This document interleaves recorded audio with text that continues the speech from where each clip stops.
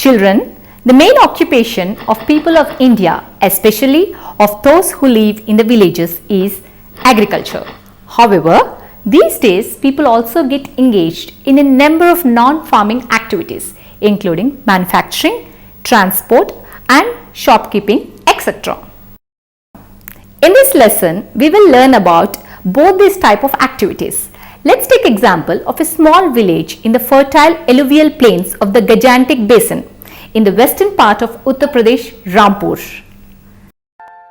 Because of being located in the fertile area, Rampur is an agriculturally prosperous village. It is well connected with other villages and cities through road. Bullock carts and motor vehicles are used extensively to transport commodities from Rampur to nearby places and vice versa. Meet Bhola, a farmer in Rampur, and his son Deepu. Father, this year we have such a good wheat crop in our field. There is still so much land left uncultivated in the village. Why can't we grow wheat there too? No, Deepu, the land that can be cultivated by farmers is fixed in our village. In 1921, there were many forests cleared and wastelands converted into cultivable land. Since then, there has not been an expansion in land under cultivation. Today, there is no land left to cultivate in our village. What all types of crops are generally grown by farmers in our village and around the country? Mainly, there are two types of crops grown by the farmers, Rabi and Harif. Rabi crops are sown in winter from October to December and harvested in summer from April to June.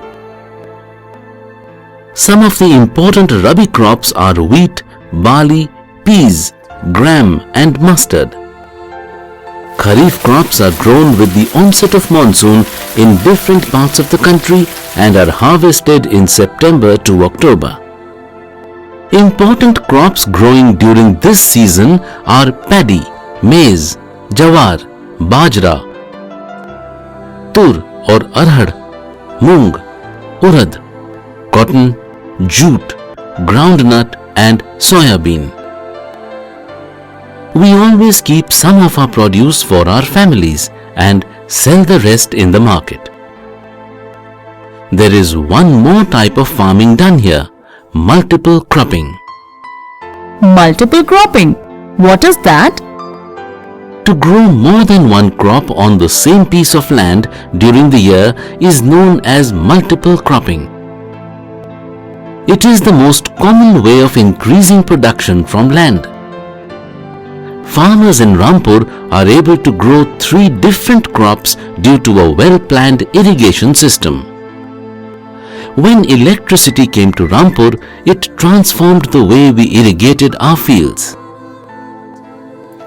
Earlier, farmers used the traditional Persian wheels to water their fields, but now they have got electric-run tube wells that could be used to irrigate large areas of land.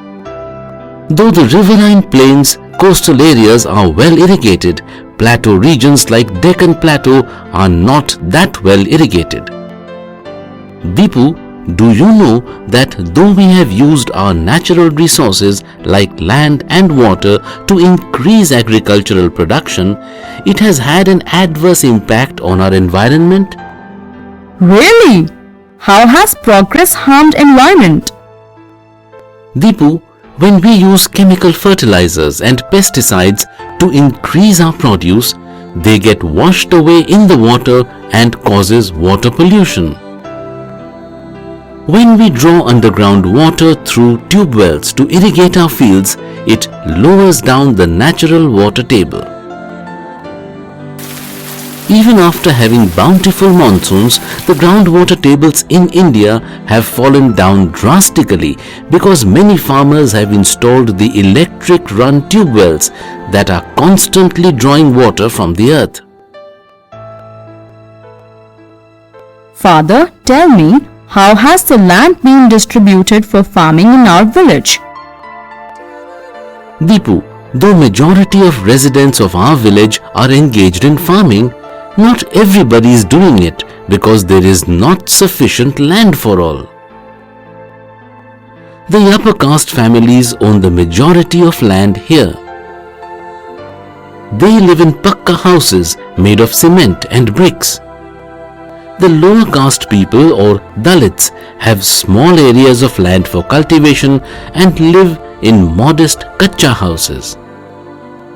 Since they are not able to make a living from the land, they have to look for additional work also. That's tragic. What all things are required for producing anything?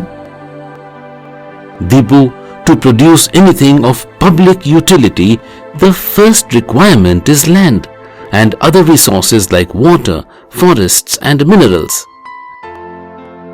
The second requirement is that of the labor or the working force. Some production activities require educated and skilled workers like engineers, managers and accountants, while others require people who can do manual work like the daily wages laborers, carpenters and painters.